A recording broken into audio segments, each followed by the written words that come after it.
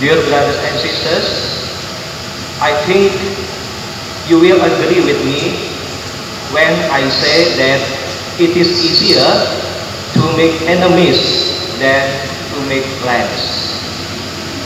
When you say something wrong or behave badly, you are unconsciously creating enemies despite the fact that you may not be targeting any particular person.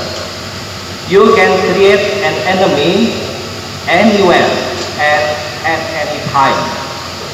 But to make a friend, you need time to get to know that person and develop a good relationship and understanding with him or her.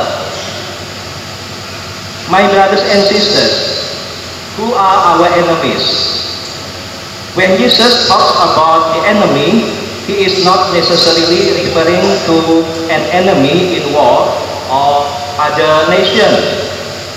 He is talking about someone who is close to me, someone in my family, my community, my neighborhood, my workplace, who is making life difficult for me.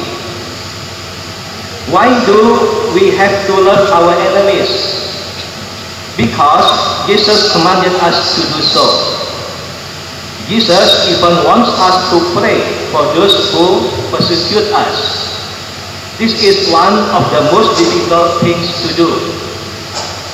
All the revolutionaries say that the enemy must be destroyed. Nevertheless, Jesus said, you must not destroy your enemies. You must love them. So how can we love our enemies? Most of us find it hard enough to love our friends. How then can we be expected to love our enemies? We are not expected to feel love for our enemies. Love is not a feeling. It is an act of the will. We can make a decision to love someone even though we do not have feelings of love for that person. Jesus wants us to treat everyone, even our enemies and those who have hurt us, as God treats them, with compassion, mercy, and patience. Only God can help us to love in the way Christ asks of us. When Christ asks us to be perfect as our Heavenly Father is perfect, the perfection he is talking about is the perfection of love. There is a story about a man and his wife.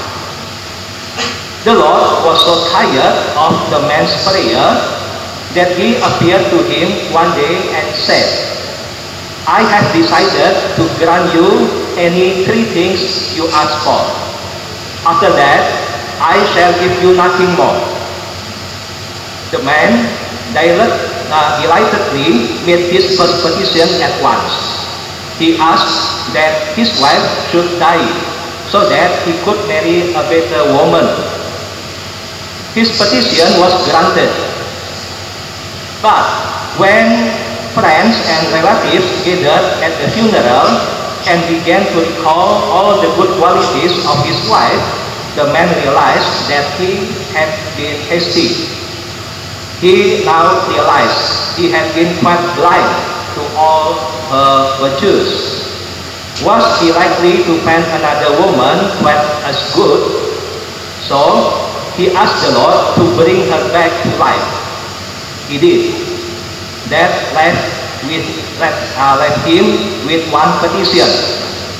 And he was determined not to make a mistake this time, for he would have no chance to correct it.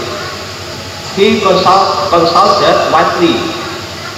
Some of his friends advised him to ask for immortality.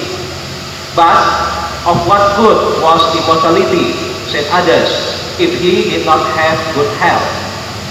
And of what use of health if he had no money? And Of what use was money if he had no friends? Years passed, and yet he could not make up his mind. Life, or health, or wealth, or power.